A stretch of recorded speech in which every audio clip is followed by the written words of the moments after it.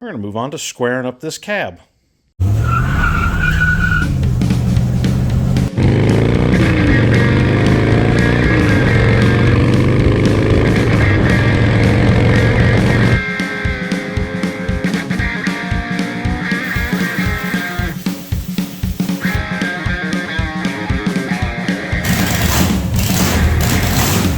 So you can see we did one brace coming off the floor to kind of hold the cab wall where it needs to be.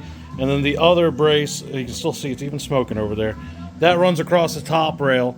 Now that we have that, our door alignment is pretty close, off just a little bit, close enough to get us started.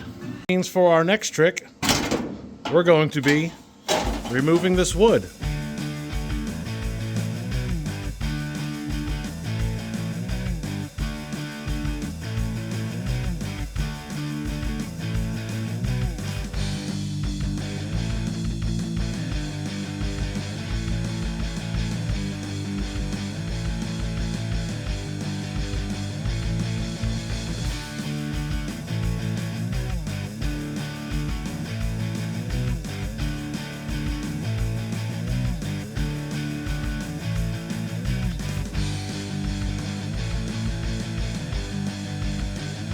We have butt weld clamps. If you don't have these are great for joining sheet metal, keep it in place, especially when you're spanning a long distance and want to keep all your panels lined up. I did mess up something though. My cut was a little off up here, so I have a larger gap than I would normally have. So one trick is to take a piece of welding rod, like you would use when you're TIG welding, cut down the appropriate size that you need to fill your gap, and I just use this little magnet, slide it in there, and now you're not trying to bridge, you know, a 3/16 gap. That's not what this gap is, but you know, if it was that big, you're not trying to bridge that big of a gap and put a bunch of heat and weld into the panel. You can use that as a filler rod, takes up a lot of slack, makes things go a lot easier.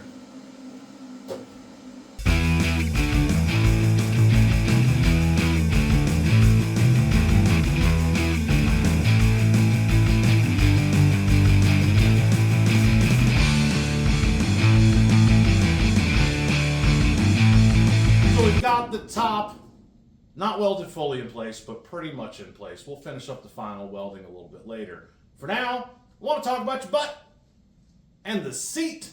What you see down here next to me is a seat out of a Dodge van, I believe a Caravan if I'm not mistaken.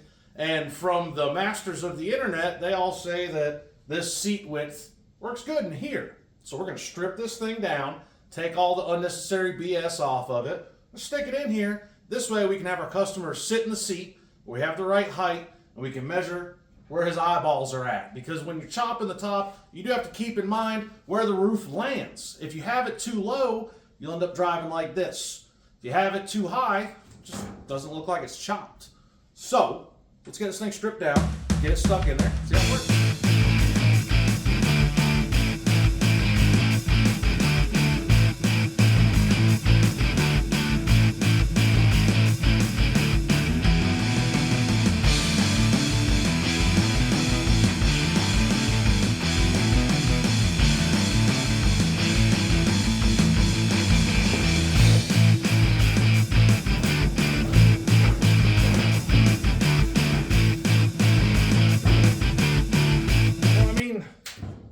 It fits, but there's like no leg room in here. The seat is like way far up. We're gonna have to modify this a little bit. The height is good. My eyeballs are about right where this bar is. The back of the seat though, it's definitely, I could be back another 4 inches. It'd be way more comfortable. We're gonna have to do something about that. We're also going to put on the front fenders and the running boards and bolt the cab down and make it as it's going to be when it's done. And then we'll begin laying out the chop. So let's get the fenders and stuff on here. This is for the front fender. You've got these brackets for the running board. One is longer than the other. The running board is tapered. The longer one goes in the front. And there's also these other brackets. Where are they? These ones. I don't know where they go. I'm going to explain why. Every Model A I've ever worked on, we have either been removing the fenders or they have already disintegrated and fallen off. So I've never had to put fenders on one before. This is a first for me.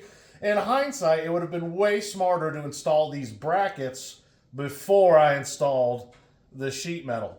But regardless, we're going to get these brackets installed. Their frames already has the holes drilled in it and threaded to bolt these on, and that'll help us line this up. These front fenders, while they are super new and fancy, the manufacturer did tell our customer when he purchased them that there's going to be fitment required. Not because it's a poor quality part. Actually, I think it's built really nice. But they said that it's not an exact fit. With that being said, there may be a gap here. We may have some gaps up here. We may have to do a little bit of metal shaping or some welding or cutting. It's not a big deal. This is custom. That's going to happen.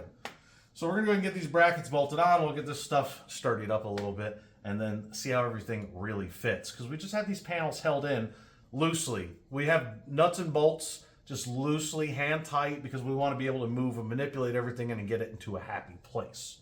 Let's go. We didn't get as much done as we had hoped to do, but we still got quite a bit done. The truck now looks like a truck. Look at that. We've got fenders all the way down. The bed's on there. We can keep moving along now. So between now and the next video, I'm going to continue working on fitting up this metal and getting it fine-tuned. We'll show you the progress in the next video. We're also going to keep working on the seat, and then we're going to move to doing some sheet metal on the front.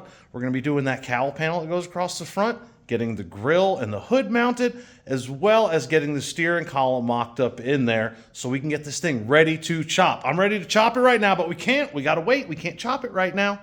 So we'll get to it soon. Look out for videos coming up. Be sure to follow us on social media for other updates. And until next time, happy hot rodding.